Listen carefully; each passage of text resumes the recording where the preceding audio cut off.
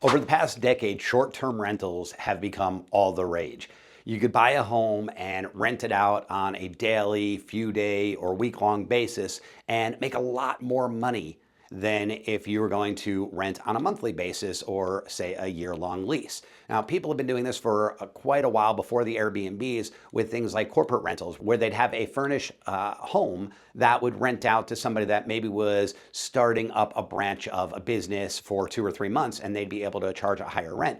But once Airbnb and VRBO came to the marketplaces, there was a real opportunity to do a daily rate a lot like hotels. And rentals that were typically bringing in, say, $2,000 a month were now bringing in $7,000 and $8,000 a month, making the return on investment incredible.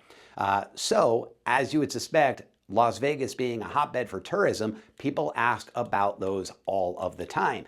Now, it was Wild Wild West at the very beginning, and then it became very restrictive.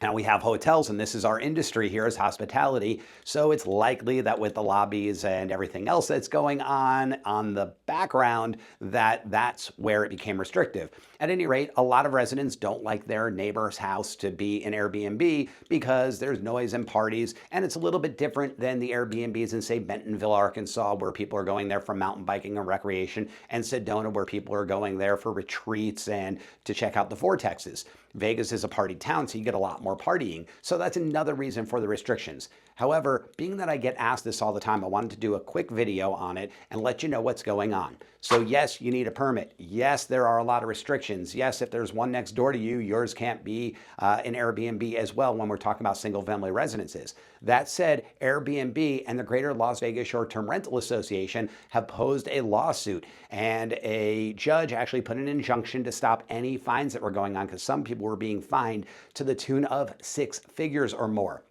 Now, on top of that, there are other options when it comes to short-term rentals.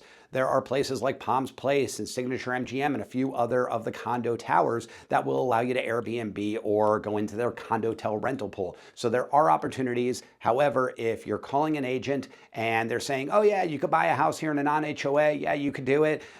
They don't know exactly the full details of it. So make sure that if you're looking for an investment and want to go short-term rental, that you have somebody that really knows the landscape of what's going on in the Vegas market and could help you out. Now, what's going on today versus what's going to be going on in 6 months or a year from now based on this lawsuit might be a dramatic change, but it's still something you need to keep up on if that's the investment path that you want to go down.